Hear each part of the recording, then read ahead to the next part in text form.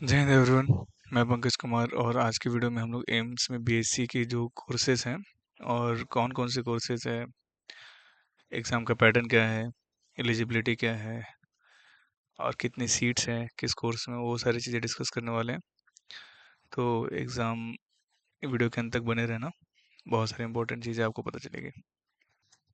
तो शुरू करते हैं जो एम्स में जो कोर्सेज अवेलेबल हैं उनके बारे में। कुछ कोर्सेज नए भी हो सकते हैं, साल बदलने के साथ ही साल नए कोर्सेज भी आ सकते हैं, बट अभी जो 2024 तक जो कोर्सेज थे अवेलेबल उनकी चर्चा करते हैं। सो पहला जो कोर्स है बैचलर्स ऑफ ऑप्टोमेट्री।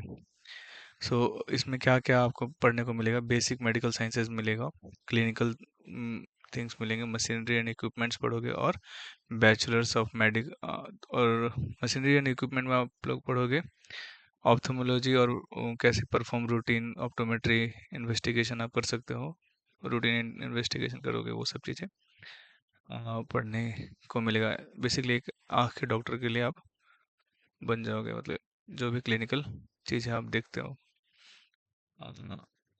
सो ये सारे डिटेल में आप जाके एक बार पढ़ सकते हो खुद से भी। दूसरा कोर्स है, अगर कुछ जानकारी नहीं समझ में आती तो आप बिल्कुल पूछिए। दूसरा कोर्स क्या है? Bachelors of medical radiology and imaging technology. So bachelors of medical radiology और इमेजिंग टेक्नोलॉजी में ये आपको बेसिक नॉलेज प्रोवाइड करता है किसके बारे में? ह्यूमन एनाटॉमी के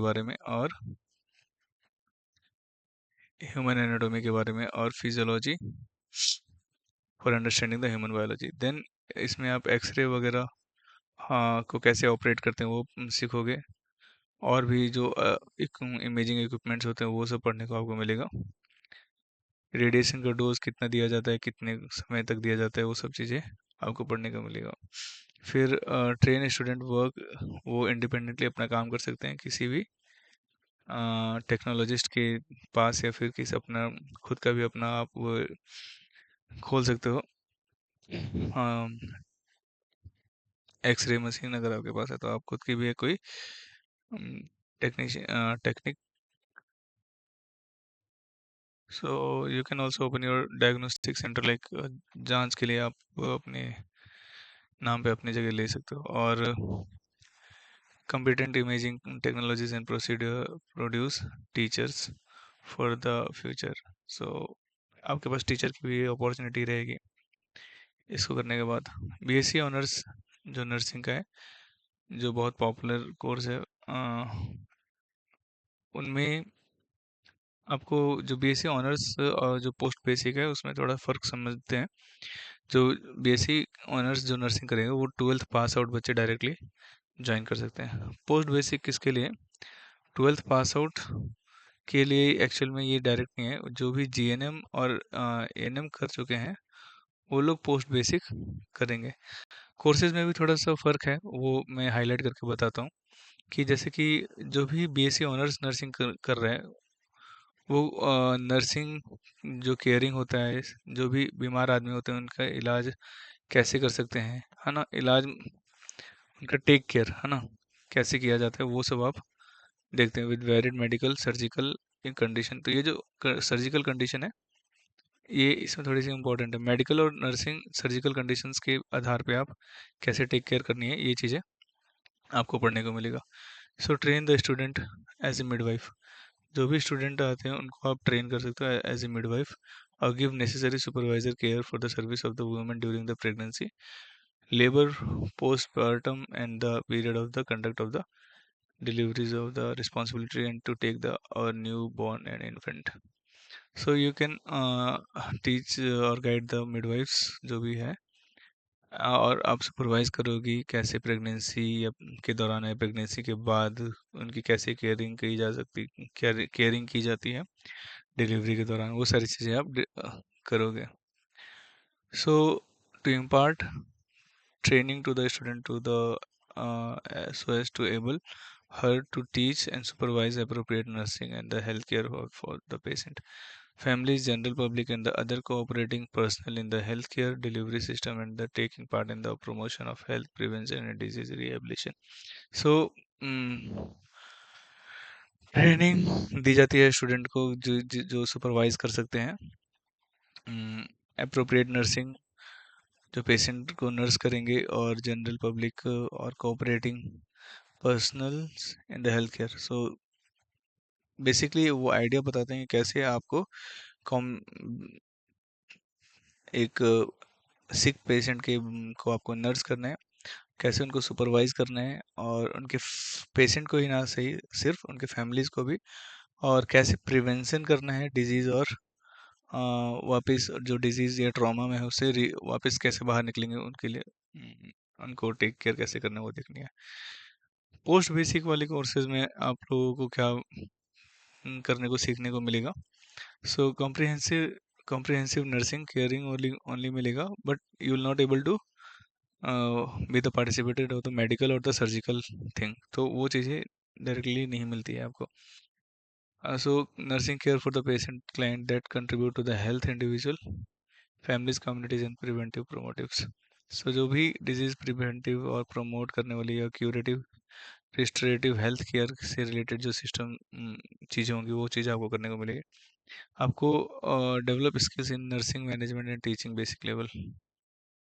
नर्सिंग मैनेजमेंट और उसका जो बेसिक लेवल होगा वो चीज़ें आपको पढ़ाई जाएगी। To produce nurse who can demonstrate the communication skill, leadership qualities and the decision making abilities to the various situation. So आपको इस लायक बना दिया जाएगा कि आपकी कम्युनिकेशन स्किल बहुत अच्छी हो जाएगी, आप में लीडरशिप वाली क्वालिटीज आ जाएंगी, और डिसीजन मेकिंग के लिए आप किसी भी क्रिटिकल सिचुएशन के लिए क्या डिसीजन लेना है किसी भी मेडिकल से रिलेटेड उस लायक बन जाएगा। हालांकि दोनों कोर्सेज करने के बाद आप लोग बहुत हद तक एक जैसी काम करते हो, क्योंकि मैंने देखा है पोस्ट बेसिक में भी बहुत सारे लोग सर्जिकल चीज़ें सीख लेते हैं जो जो बीएससी ऑनर्स नर्सिंग में आपको सीखने को मिलती है। तो फ़र्क क्या है कि बीएससी पोस्ट बेसिक आप जीएनएम और एएनएम के बाद करने आ रहे हो, ठीक है। हम्म, अब बात करते हैं किसके बारे में, BSc dental operating room assistant का कोर्स है, बीएससी डेंटल हाइजीन का कोर्स है, और बीएससी को course in the operation theatre OT का कोर्स है। जो स्कोप्स हैं इसके अलावा भी बहुत कोर्सेज है जो मैं आपको बताऊंगा अभी, ठीक है। ओटी का course operation theatre technology detail में बता नहीं पाऊंगा पूरा डिटेल, लेकिन मैं कुछ चीज़ें हाईलाइट कर देता हूँ इन तीन कोर्सेज के बारे में जो अभी हम लोग ने पढ़ा। So this professional will appreciate the need for the continuing personal development and apply advances in the relevant knowledge throughout their career. So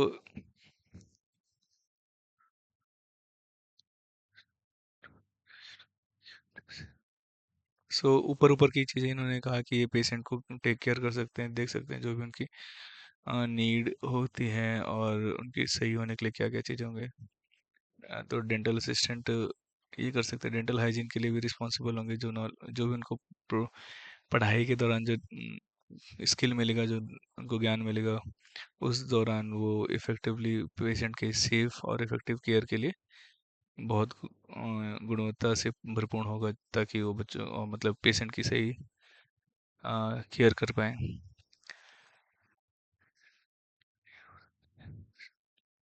आप प्रोफेशनली अपना क्लिनिक खोल के भी ये आप अपने काम को बढ़ा सकते हो, ये आपके लिए एलिजिबल होगा।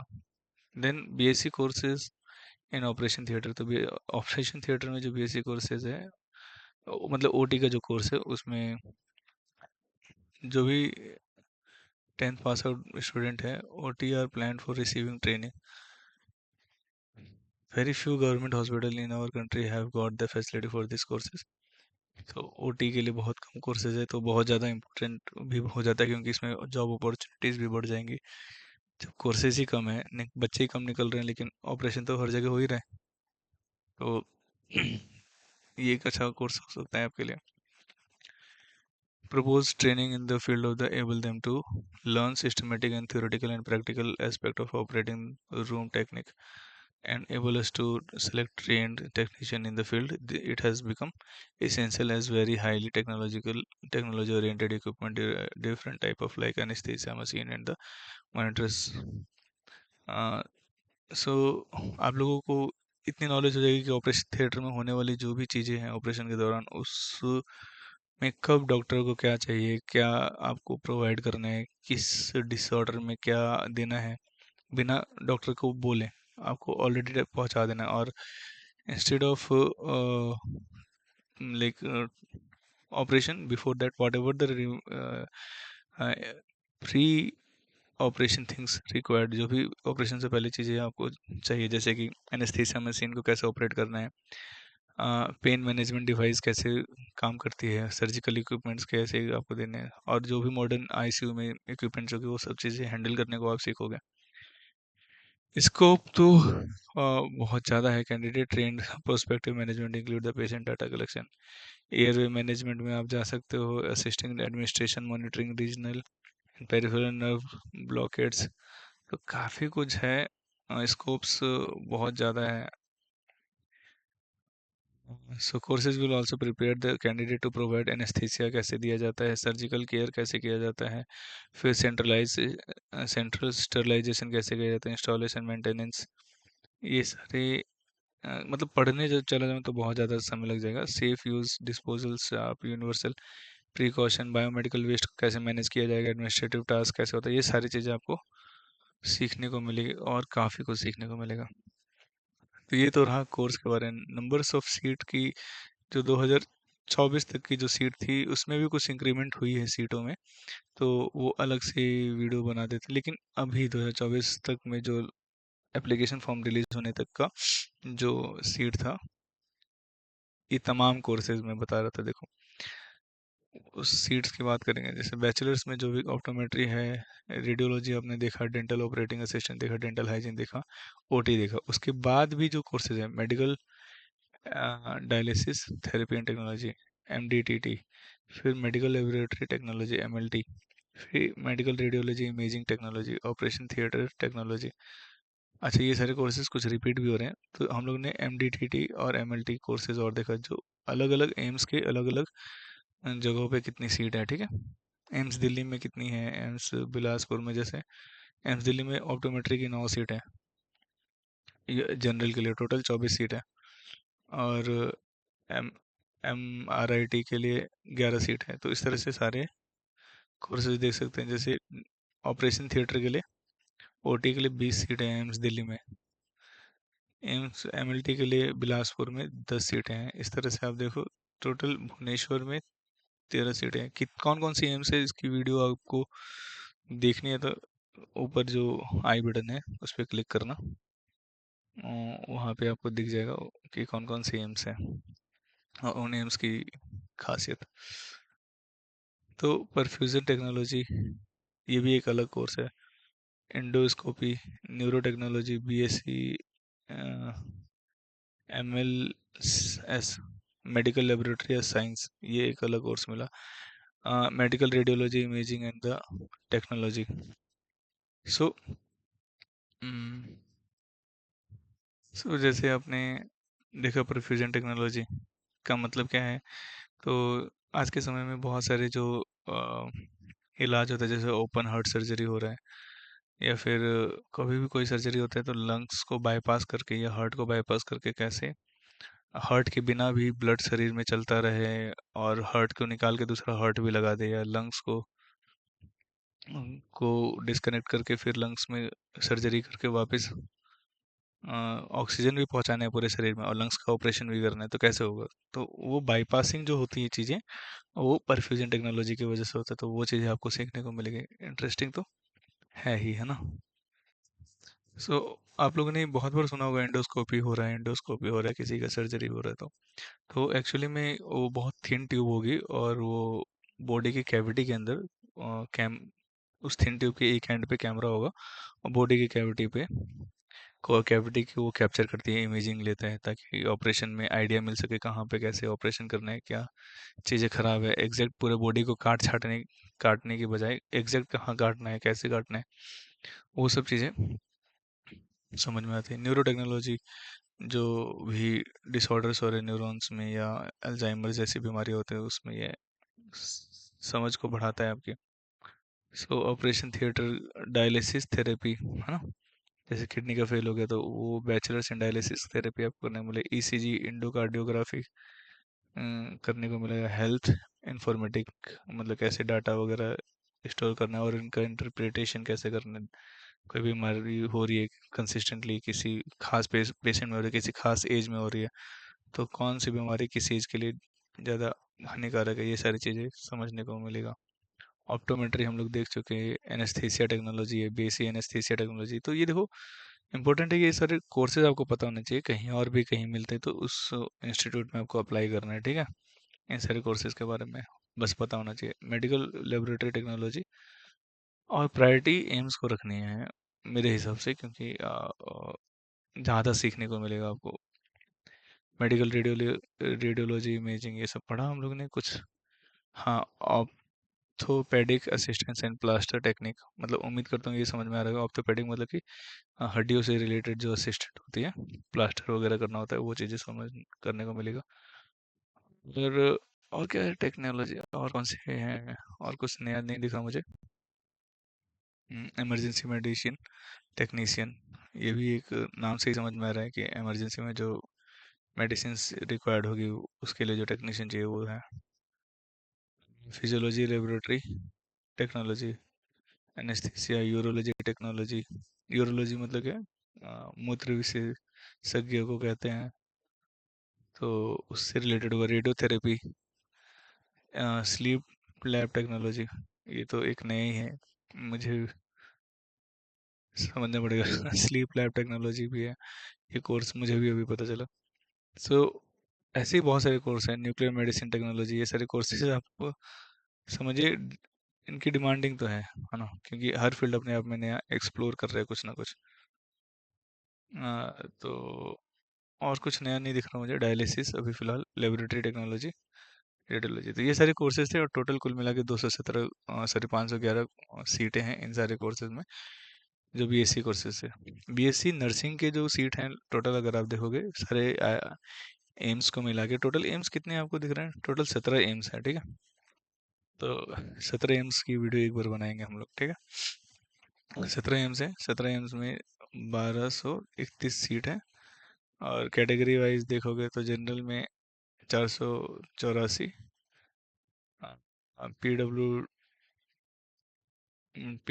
पीडब्ल्यूबीडी में 423, फिर ईडब्ल्यूएस में 17, ईडब्ल्यूएस पीडब्ल्यूडी में 5, 318 ओबीसी में, उसमें पीडब्ल्यूडी ओबीसी में 12, एससी में 170, 11 पीडब्ल्यूडी में, एसटी में 87 और 4 पीडब्ल्यूडी एसटी में। सीटें तो थोड़ी सी कम लग सकती है, बट आपको एक ही सीट चाहिए ना, कितनी सीटें चाहिए?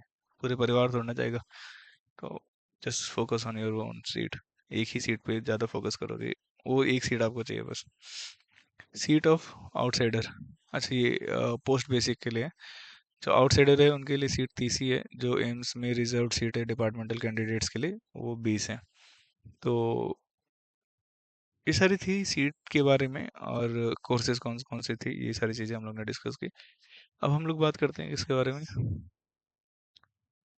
अब हम लोग बात करेंगे इसके बारे में। क्या? Scheme of exam, सेलेस्टिन।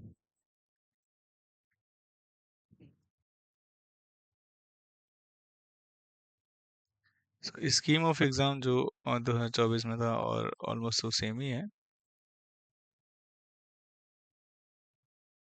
Exam centres हो गया, ठीक है। तो बीएससी नर्सिंग के लिए जो है, एम्स दिल्ली या कोई भी एम्स है, उसमें 2 घंटे का पेपर होगा। 2 घंटे का पेपर होगा, और 2 घंटे में टोटल 100 मार्क्स के कुछ मार्क्स होंगे। Physics, chemistry, biology, general knowledge मिला के आपको 100 मार्क्स।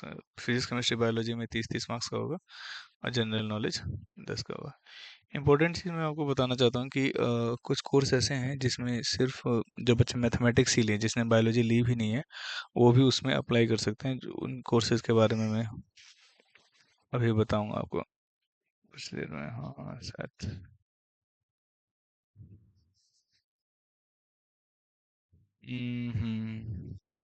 ठीक है, वो कोर्सेज में देख के एक बार बताऊंगा। तो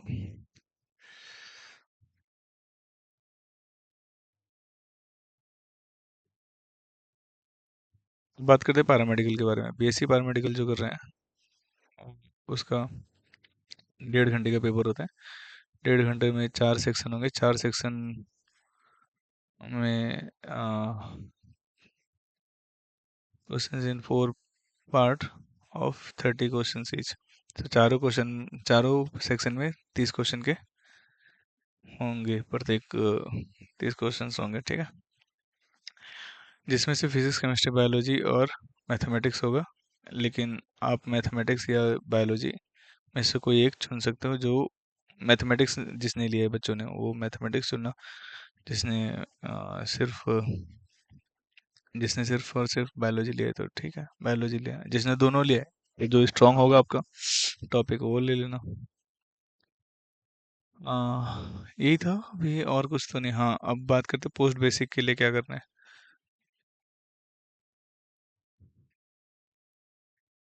पोस्ट बेसिक का एक बार देख लेते हैं, फिर ये सीट एलोकेशन क्या होगा वो चीज़ें उस पर डिस्कस करते हैं। पोस्ट बेसिक के लिए क्या है, देखो पोस्ट बेसिक का ये रहा। पोस्ट बेसिक के लिए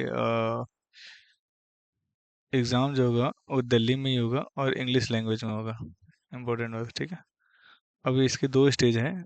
पहला स्टेज है इसका ऑफलाइन होगा। बाकी जो हम लोगों ने एग्ज़ाम देखे थे बीएससी नर्सिंग के लिए, ऑनर्स नर्सिंग के लिए और पैरामेडिकल के लिए, वो सारे कोर्सेज ऑनलाइन ऑनलाइन उनका एग्ज़ाम होगा। अलग अलग सेंटर पे होगा। लेकिन पोस्ट बेसिकली दिल्ली में ही एग्ज़ाम होगा। दो स्टेज में होगा। पहला रिटन टेस्ट होगा। रिटन टेस्ट में 70 ऑब्जेक्टिव आएंगे। 90 मिनट का होगा। रिटन टेस्ट में 70 ऑब्जेक्टिव के अलावा भी कुछ क्वेश्चन होंगे जो कि इन्होंने मेंशन नहीं किया। वो आपके आपके फील्ड से ही होंगे, जो भी आपने जीएनएम में पढ़ा होगा उसी से होगा ना। तो उसके बाद से जो भी बच्चे उसको में क्वालिफाई करेंगे फर्स्ट स्टेज में, उनको पर्सनल असेसमेंट के लिए बुलाया जाएगा, इंटरव्यू के लिए। इंटरव्यू में लिस्ट बनेगी और जो भी मेरिट लिस्ट में क्वालिफाई होगा उनको सीट मिलेगी। जो भी जितनी भी सीटें होंगी उसके 3 गुना या 4 गुना लोगों को इंटरव्यू के लिए बुलाया जाता है, ठीक है। सपोज एकेडमिक अटेनमेंट अगर, सो इंटरव्यू का जो मार्क्स होगा वो 30 मार्क्स का होगा। 30 मार्क्स में से आपको मिलेगा। लेकिन यहाँ पे रिटन टेस्ट का मार्क्स इन्होंने कुछ मेंशन नहीं किया है। तो देखते हैं अगर परफॉर्मा में और कहीं मिलता है तो। बट रिटन टेस्ट का कोई मार्क्स इन्होंने बताया नहीं है। 70 मार्क्स तो ऑब्जेक्टिव के कम से कम हो सकते हैं। बाकी मैं देखूंगा तो मैं आपको कंफर्म बताऊंगा। लेकिन इंटरव्यू 30 मार्क्स का होगा। और उनको किस आधार पे इंटरव्यू में आपको ध्यान देना है, इंटरव्यू भी जब देने जाओगे तो पास्ट एकेडमिक अटेनमेंट जो भी होगा +2 में वो आपको देखा जाएगा। Academic attainment in nursing examination जो आपने दिया है, उसमें वो भी देखा जाएगा। परफॉर्मेंस इन स्टाफ नर्स ये भी देखना पड़ेगा। तो जो भी पोस्ट बेसिक नर्सिंग के लिए अप्लाई करोगे उसका कम से कम आपका पुराना रजिस्टर्ड होना चाहिए कहीं से, है ना। मेल हो चाहे फीमेल हो, दोनों का आपका रजिस्टर्ड होना चाहिए। Methods of online seat allocation, methods of रिसोल्यूटाइज। हाँ, अगर आपने दो लोग पोस्ट बेसिक में अगर एक ही दो बच्चों के सेम मार्क्स आते हैं तो candidate securing higher marks stage 1 में जिसका भी हायर मार्क्स होगा उसको प्रेफर दिया जाएगा। और कैंडिडेट जो जिसका एज ज़्यादा होगा उसको प्रेफरेंस मिलेगी। अब बात करते हैं यहाँ पे पैरामेडिकल और बीएससी नर्सिंग के लिए। बीएससी नर्सिंग और पैरामेडिकल्स के लिए जो भी एग्ज़ाम के बाद से लगभग 4 गुना ज़्यादा बच्चों को बुलाया जाएगा। जो सीट होंगे सीट के 4 गुना ज़्यादा, है ना। जितनी भी ऑनलाइन सीट्स एलोकेशन होने वाली होगी उससे 4 गुना ज़्यादा बच्चों को बुलाया जाता है। और उनको उम, उन उनको ये याद रखना है कि जो कट ऑफ है वो कट ऑफ, हाँ, पिछली बार में लगभग 50% जनरल जो भी आपका टोटल मार्क्स है, 100 मार्क्स है जैसे यहाँ पे बीएससी नर्सिंग के लिए, तो 100 मार्क्स का 50, कम से कम 50 मार्क्स तो आपको लाने पड़ेंगे, ठीक है। और वैसे ही ईडब्ल्यूएस के लिए है जनरल, ईडब्ल्यूएस और जनरल के लिए 50% कम से कम, ओबीसी के लिए 45% और एससी एसटी के लिए उस एग्ज़ाम में 40% मार्क्स आने चाहिए। अगर बच्चे का एग्ज़ाम टाई हो जा रहा है, मतलब दो बच्चे सेम ही मार्क्स लेके आ गए हैं, तो फिर उनको जो भी हायर मार्क्स लाएगा बायोलॉजी या मैथमेटिक्स में उनको प्रेफरेंस मिलने वाली है उनके पर, मतलब रिस्पेक्टिव कोर्सेज में, है ना। जैसे पार मैंने बोला था कि पैरामेडिकल के कुछ ऐसे कोर्सेज है जिसमें मैथमेटिक्स ही अगर है तो भी बच्चा अप्लाई कर सकता है, उसके लिए बायोलॉजी की ज़रूरत नहीं है। सो दूसरा पॉइंट क्या है कि कैंडिडेट जो केमिस्ट्री में ज़्यादा मार्क्स लाएगा फिर उसको प्रेफरेंस मिलेगी, फिर कैंडिडेट जो फिजिक्स में ज़्यादा मार्क्स लाएगा फिर उसको ज़्यादा प्रेफरेंस मिलेगी। ये सारा सब सेम हो गया, आपका सेम सेम सेम मार्क्स है, तो फिर देखा जाएगा कि कौन ज़्यादा ओल्डर है, जो इसका एज ज़्यादा होगा उसको सीट मिलेगी। तो ये सारी छोटी छोटी डिटेल्स थी। और एलिजिबिलिटी क्या है, एलिजिबिलिटी आपकी जो है वो 10+12 पास आउट होना चाहिए आपका। बीएससी नर्सिंग और पैरामेडिकल के लिए बता रहा हूँ, 10+12 पास आउट होना चाहिए। कम से कम 55% होना चाहिए जनरल और ओबीसी के लिए, और 50% ओबीसी के लिए, और एससी एसटी के लिए 45% के करीब। तो मैं एक बार फिर से बता रहा हूँ, दिखा देता हूँ आपको एलिजिबिलिटी। सो एंट्रेंस एग्ज़ाम हिंदी और इंग्लिश में भी हो सकता है, जिसमें आपको प्रेफर करें आप दे सकते हो। बाकी और किसी भाषा में नहीं है शायद, नहीं मतलब शायद क्या इसमें नहीं है, हिंदी इंग्लिश में ही है। सो एलिजिबिलिटी की बात कर रहे थे हम लोग कि जो बच्चे हैं इंडियन सिटीजन होना चाहिए, सब तो इंडियन सिटीजन जो भी हो वो दे सकते हैं। 17 आपकी एज होनी चाहिए कम से कम।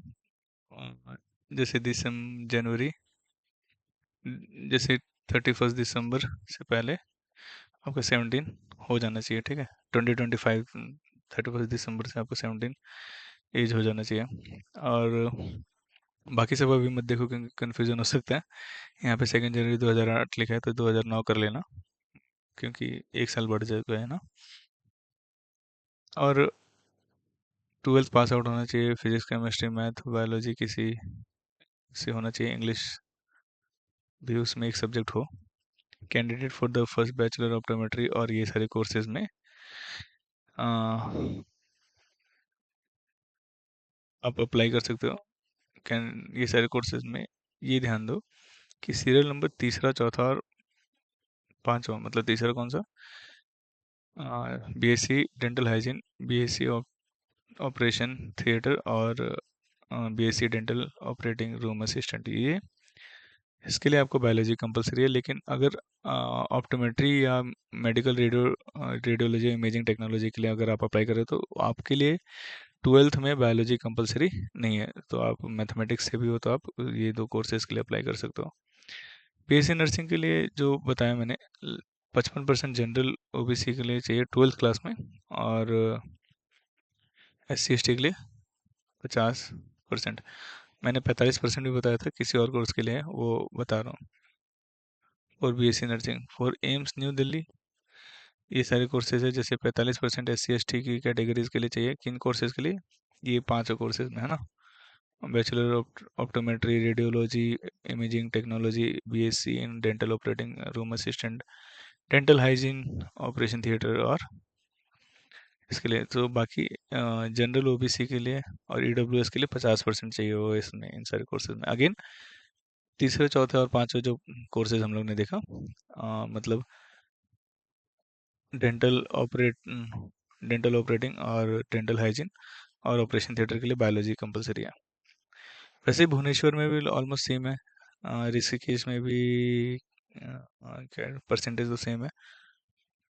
तो यहाँ पे कुछ और थोड़ा लंबा चौड़ा लिखा हुआ है, इन लोग ने देखते हैं। So technology after completing the 10+12 CBSE equivalent minimum aggregate marks कम से कम आपका 50% in the physics chemistry and biology that candidate have pass in the 50% कम से कम होना चाहिए। हम्म,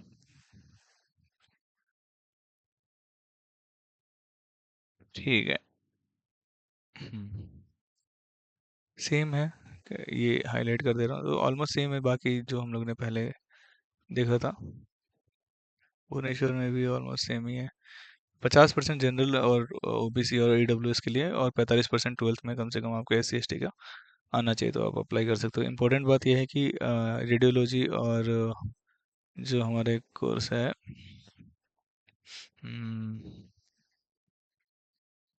रेडियोलॉजी और ऑप्टोमेट्री के लिए आप मैथ बायोलॉजी कंपलसरी नहीं है, बाकी के लिए बायोलॉजी कंपलसरी है। तो हर जगह हर कोर्स नहीं है। जैसे परफ्यूजन टेक्नोलॉजी एम्स जोधपुर में है, तो उसकी भी एलिजिबिलिटी सेम है, 50% और 45%। 50% ओबीसी जनरल ईडब्ल्यूएस के लिए ट्वेल्थ में, और 45% SC ST के लिए। तो यहाँ तक बने रहने के लिए बहुत बहुत धन्यवाद। अगर किसी तरह से कोई जानकारी और चाहिए, क्योंकि अभी तक फॉर्म आया नहीं है बेसिकली 2025 में, तो फिर अभी मैं बता नहीं रहा कि क्या डेट है, क्या फीस होगी, है ना। फीस कम से कम हज़ारों में ही है। पिछली बार तो यही थी, तो इस बार भी मुझे लगता है लगभग हज़ारों में ही रहेगी, ठीक है।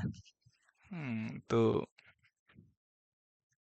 और कोई जानकारी अभी चाहिए तो आप लोग बता सकते हो, और चैनल को सब्सक्राइब कर देना, क्योंकि आपको अपडेट्स इस पे मिलने वाली है, ठीक है। जय हिंद।